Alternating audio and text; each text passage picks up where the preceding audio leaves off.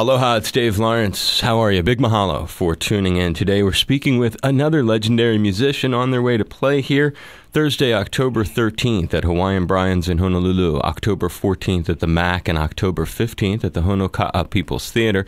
No stranger to playing here. He has a long history of incorporating island, African, and South Pacific sounds into his music. He even lived here. He's a celebrated Grammy Award winner, a bluesman, guitarist, multi-instrumentalist, singer, songwriter, taking his experience growing up in Massachusetts to California and then the world.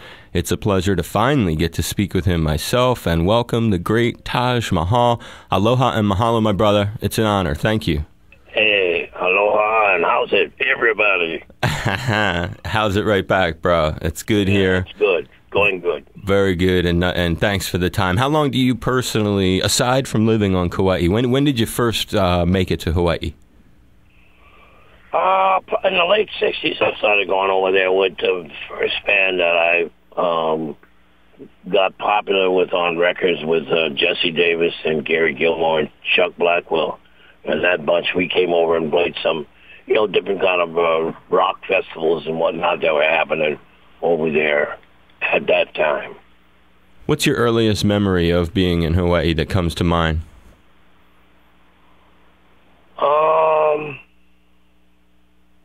I always remember being in Hawaii. Well, for me, was that I knew I hadn't really met the real Hawaiians yet.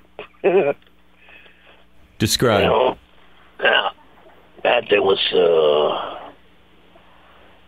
something that I was hoping that I would get connected with, and I eventually did. I didn't know how to approach it, but I knew that the commercial stuff that was happening around the music that we were playing and where we were taking, that wasn't the real stuff, And eventually we were able to, catch up to the real folks.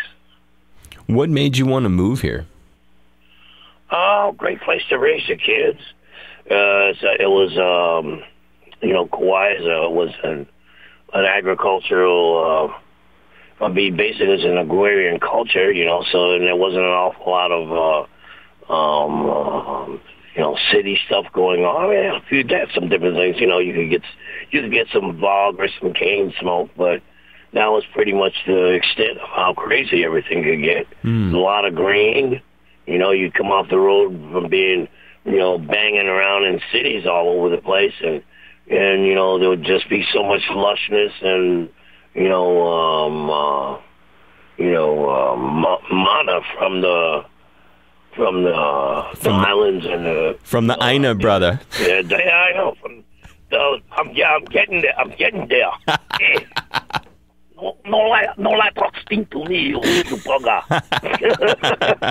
No, I'm serious, man. I mean, it was just like the land, you say, I know, give them, and it's just like it was great to come back and be nourished by that when I would go out and be gone, and play and be in all these cities. And no, it was the easiest thing in the world. I don't care how tired I was after a tour, to know I was going to get on a plane and go home, and when I got there, I would be in Hawaii. I would be on vacation when I was at home. Yeah, brother. And my kids were being well taken care of, and they grew up real good in the community, and it was about family, and that was real important to me. I grew up in the Philly area, and then I went to college in Boston at Emerson, and I ended up spending 12 years there. So when you talk about how you feel about coming back here, I can completely relate. Every time I leave and come back after 9 years of living here, I really can relate to that. It has a special sort of reassuring, refreshing quality. And Kauai, right. You picked Kauai. Now, Taj, was that because you had gone there and checked it out, comparing it to other islands in Hawaii, or why did that one end up getting you? It is the lushest, but just curious. Yeah, I mean, I like Big Island, but it seemed like Maui had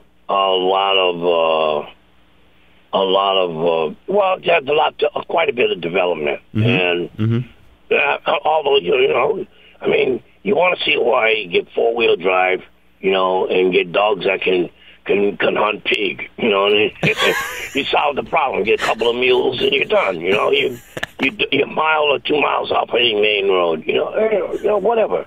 You know, I mean, but I went there.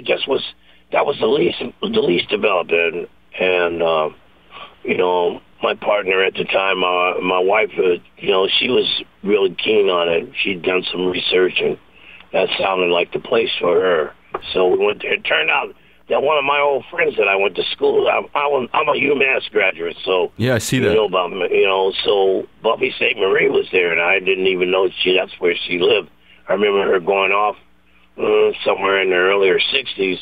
You know, and everybody said she went to Hawaii with some surf. You know, it's amazing how people are about Hawaii. When they don't live there, they always got these kind of funny attitudes toward it. Right. It's like either it's their fantasy to go and hang out on the beach there, or if you go there, they got to somehow, you know, try to put a little smudge on it. Going, oh, she's up here with some surfer guy, you know. Right. You know, and it's true. Part of it's true, but why was that so bad? You know, why did it have to have that kind of tone? But anyway, yeah, I got. And eventually, her son and my son ended up playing music and have been lifelong friends from that connection there. But yeah, I just came there and it was really nice. I mean, I'm used to being able to go anywhere, man. I mean, travel because I got out and travel, and you know, I don't have to have a holiday in to have fun. You know. Yeah, you're versatile. And, you're easy like that. Yeah, I get to go wherever it is. You know. Till I need to do something, I'm all right. You know. Now, you're a laid-back cat, and I can obviously detect that as we chat. When you think about some of the things you were just saying towards the end there about getting to travel around the world, and the thing that's interesting about your music is you have performed with international flavors for decades being a part of your music, and some of those international flavors have included both things that relate to Hawaii, but also things that relate to the Caribbean and other islands. And my question to you would be, and I'm always fascinated by this, as you know from living here, reggae is gigantic in Hawaii. Oh, yeah. And so when you think of island connections, as a guy who's played on a lot of them, and as I just noted, played music from a lot of different islands, are there things you can see that draw them together, that there are similarities or bonds that they have? Oh, yeah. It's first of all, reggae is an underclass music. And you know, I mean, in terms of the topsy-turvy thing that happened with Hawaiians, and you know, at one time being the ruling class, and then you know over a period of time getting totally switched under, you know, the ruling class. The music gives you personal strength in your culture to be able to communicate to one another, and also to be able to communicate to the so-called upper class. You know, I mean, the strata is was even harder in the Caribbean because you had the British running the game, and that's a hard line. Right. You know, I mean, you actually had a pseudo version of the British, the New Englanders, who were the ones that really were setting that, the Galvanists, who were setting the missions up and all of that kind of stuff in Hawaii in the early years. So you had a similar line, and then later you know, I wouldn't say they're industrialists, but industrialists that came in, you know, and created the commerce that happened there. And, you know, here there was one set of rules and laws that these people thought was sovereign in there, and they got switched around. So reggae gives you an opportunity to be able to say your piece, you know, and communicate all the things that are important to you. You know, jazz gives you back your mind. You know, reggae gives you back your body, and blues give you back your soul. You know, if you have those three somewhere near, you know, and country give you something to hoot and holler about. You know, if you got those things in proximity to one another, you know, it really makes it. And you know, it's cultures that are on the water, depend upon what's in the water, off the water. You know, you're talking cocoa palms, you're talking, you know, all the different things, goats, chickens, you know, scruffy dogs, you know, I mean, all kind of stuff. You know, pig hunts. Right, flavors You know? that connect the places. I get it. That's right. you know. No, I like that. That's it's always neat to talk to cats about the way they see the different connections, and it's really cool when I get a chance to talk to like guys from Jamaica. It's even more fascinating. You know, I sat with Ziggy Marley right in the studio and just talked about this stuff for a long time. Oh yeah, he likes it there too. Oh, he loves it, and he gives good perspective on it himself. Yeah, because he was raised up in Jamaica. You know, you have King, you have everything they have here.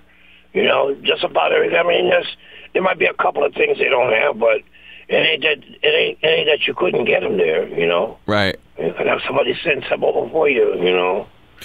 You know, When you come in terms of the sound that you're going to do, because as we've talked about, you've covered a lot and you've done different bands and you've been able to, through your career, do them all well. I noticed that it's the Hula Blues band that's coming here. Yeah. What's the flavor? What sort of flavors, as we've talked about these different kinds of flavors, what's going to be part of these 3 island shows that we have coming? Well, I mean, we've been for the people that know. I mean, the band is my regular drummer, Kester Smith, and then that's and my regular sound man, okay, and then we have Pancho Graham playing upright bass. And then we have Fred Lunt playing steel guitar. Nice. And then we have 3 ukuleles and me playing 6-string guitar, acoustic electric, a couple acoustic electric and nylon acoustic electric, steel string acoustic electric, and I've got a couple 3 ukuleles and banjo maybe, and we're down the road, Man, what a tasty instrumentation package! All of those ukuleles going off at once. I mean, that's I mean, if you want, you go to the website and we the stuff, the way the band sounds on there, or you can go on Amazon or YouTube and come up with some of the stuff that we've done.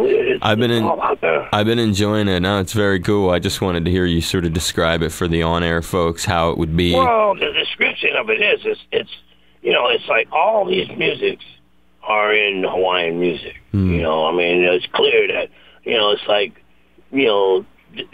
country and blues, jazz and ragtime. All those.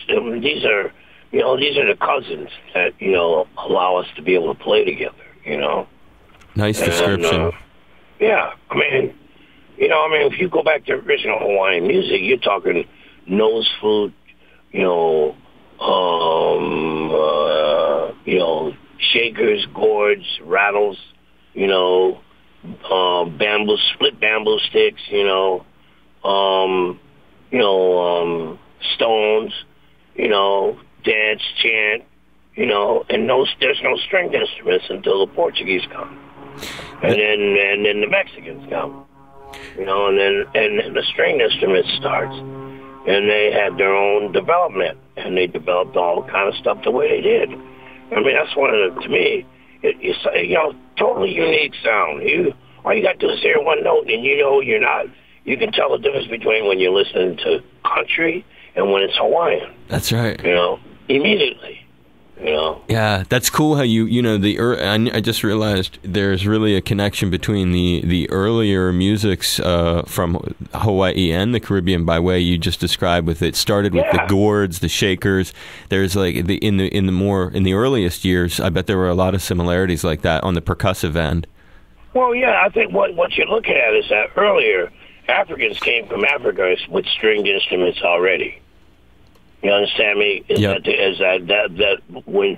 how the banjo got to be a part of American music. From things like the kora and things. Yeah, well, from actually the ngoni, because there's no instrument like the kora here.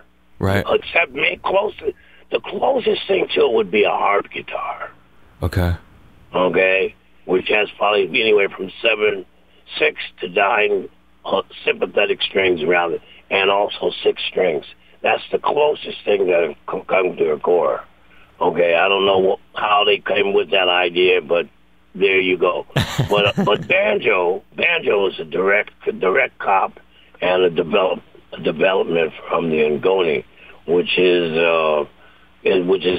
definitely the sound, the whole sound from the Songhai Empire. You know, wow. All that stuff that came out of Mauritania. You know, Senegal, the Gambia, Guinea-Bissau, Guinea-Conakry, Mali, Niger, and Burkina Faso. You know, really serious, that whole empire. You know, and there's a lot of people came out of that empire, you know, and populated lots of different places here in the Western Hemisphere, and their mark is on the instruments, you know, and the music and the time and the sounds and the cadence. But it's also, you know, dancing and chanting, rattling, shaking, you know, the clicking of different kinds of tunes, sticks together, you know, and drums, you know, it's pretty basic, you know, and so, you know, we have lots of things in common, and then, you know, then different kind of strings. The banjo like giving up for the guitar, you know, whereas in the case of the ukulele, which was the cavaquinho that came from Portuguese, you know, that got worked on and developed into present day what we know as ukulele. And then, you know, if you're somebody that collects them, you look at the collection of how many different styles they made that thing is pretty doggone shocking. Right. You know? The evolution of it as an instrument. Yeah.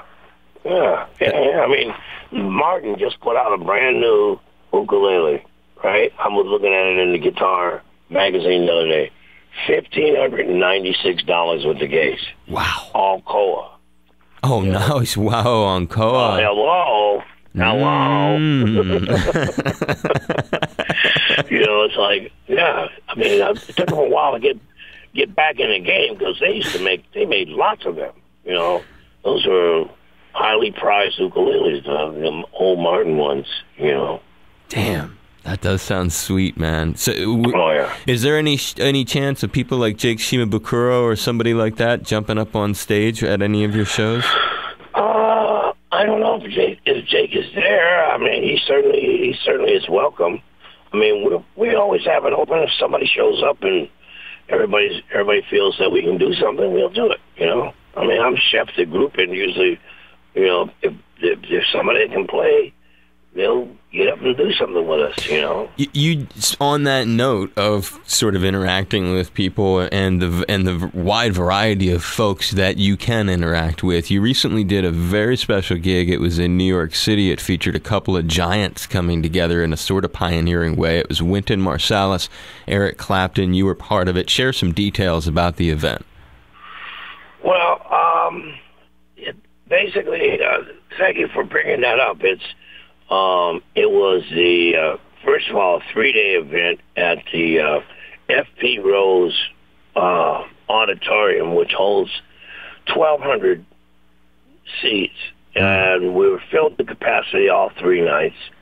As you know, around the country and particularly in New York at this particular time, is that there are absolutely no blues clubs there. None. In New York City anymore. B.B. King's is there, but it sustains itself with, you know, R&B, rap, and many other types of rock styles shows. Of music. Right. Rock, too. You know, so, man, this is nothing to be upset about, but that's what it is. Motown has a presence in New York City, but not a performing venue. So, with the jazz at Lincoln Center, I am now the curator of the blues at Lincoln Center. And Wynton had been in contact over a period of time. I actually didn't really notice at the time we had been talking about it. But we've been in contact with Eric Clapton, and they wanted to do something together. And Wynton was kind of, you know, excited and pleased that Eric had, you know, quite a jazz background and knowledge of that music, et cetera, et cetera, et cetera.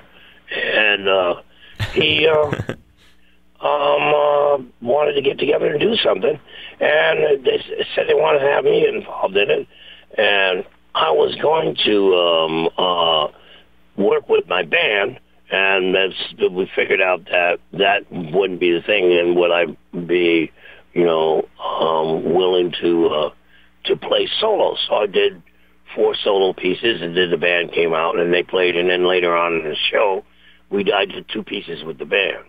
And have both Eric and I singing, and I played banjo on that one, and one I just sang from the place that I was at. But yeah, it was really exciting. And the first night, I think we raised well over $3 million because that was the benefit night, and then the other 2 were just performance nights, and then it was shot in high def. I don't know how many cameras. The room is set up to do video in it, and also record. And the recording is just fabulous, and everybody's just having a great time. And I enjoyed it. I really enjoyed playing with this. And I just love the band.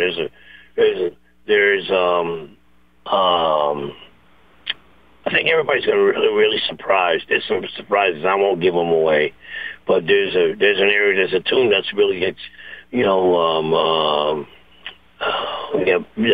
Eric is quite well known for and famous for, which he does in went and arranges in a New Orleans style, and it's fabulous, and then they've got this young trombone player that I think Curtis Crenshaw. I think his name is something Charles Crenshaw. They're really good, just fantastic. There's a tune called Joliet Bound. I just love the way he sang the song. Played the horn, played trombone on it, just great.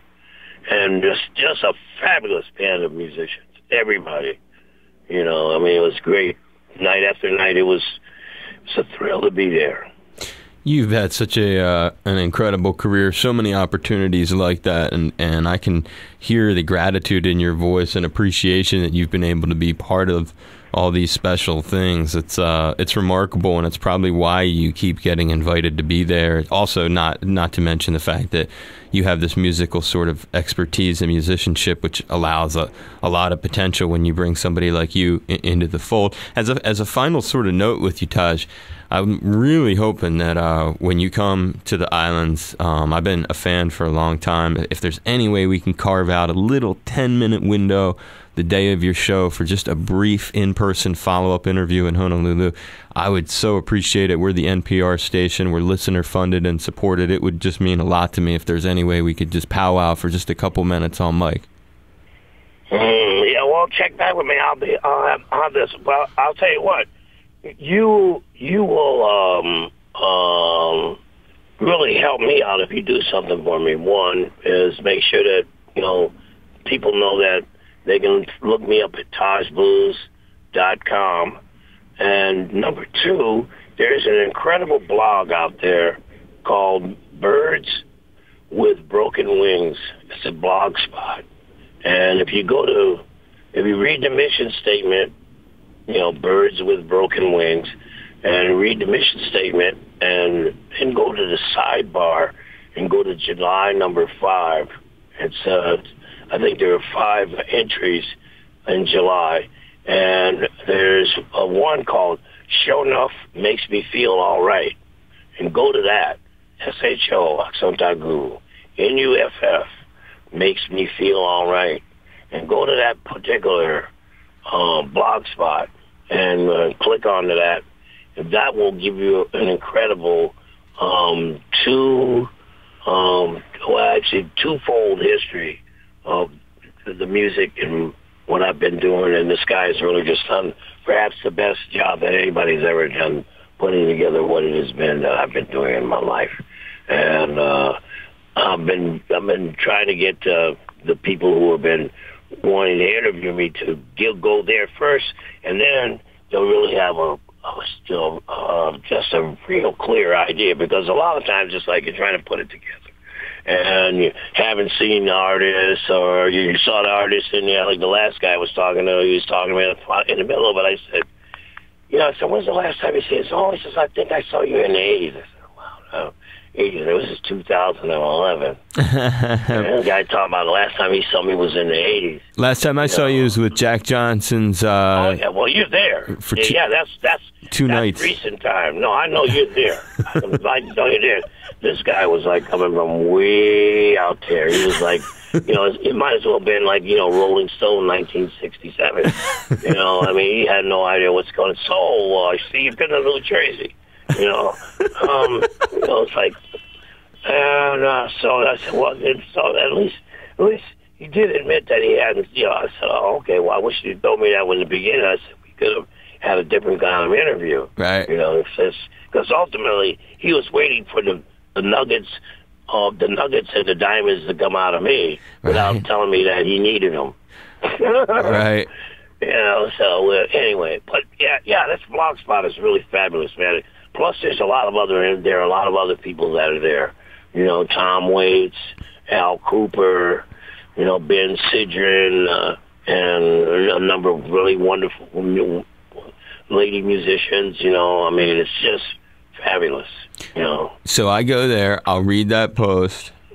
Yeah. And then when you get in touch with me, I'll know whether you read it or not, because you can talk to me about it, and we can have that be some part of what you want to do in that 10 minutes. It will be it. If you'll do that, I'll do it. And who do I work with? Summer to set it up? Yeah. Okay. I'm going to do my homework, Mr. Mahal. Right. And I'll reach out to Summer, and we'll try to make something happen. I'm grateful for it. And make sure you get that the website, TajBlues.com in there. When we post the online archive of the interview that we air, it will also have a link to your site, I promise. All right, and that blog, man. The blog is really important. It's going to be, people are going to go there and go like, oh my God, this is, okay, now it makes sense. Here's all the dots connected, all the T's, crossed, all the I's dotted. No, I get you. I get it. I'll put a link and say that Taj thinks this is a good history of his life for you to check out. I promise. Be safe, dude. Be safe. Yeah. Thanks a lot, man. You're welcome. Aloha. Aloha.